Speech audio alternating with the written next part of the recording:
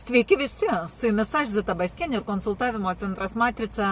Laukiu susitikimo ir minutėlę turiu ir tokia mintis, labai naudinga. Pasidalinsiu apie jausmų ir pinigų konvertaciją. Šeimose dažnai moterys ten atneša pinigų į šeimą mažiau, jos tada daugiau rūpinasi ten namais ir visuo kitu. Bet labai dažnai moteris atneša tiek pat, kiek vyras, netgi ir daugiau, bet ji visą buitinį rūpestį ima ant savo pečių. Tai kame yra formulė teisinga, kai viskas bus gerai? Kai jūs pinigus konvertuosit į daiktus, yra pinigai už juos perkami, yra baldai, automobiliai, namai, buities dalykai kažkokie, o jausmus konvertuosit į jausmus. Jeigu vyras nuplovė mašiną, jūs jam pagaminot valgyt.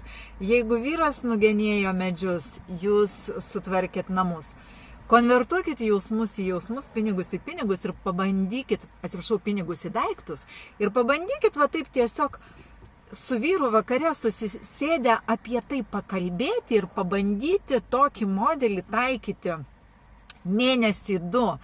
Kas iš to išeina gero, aš iš savo konsultacijų žinau ir žmonės atsiliepimus pasako, tada mes pradedam realiai vertinti ir matyti kito žmogaus indėlį į tai, ką mes turim šeimoje. Tai gerų konvertacijų.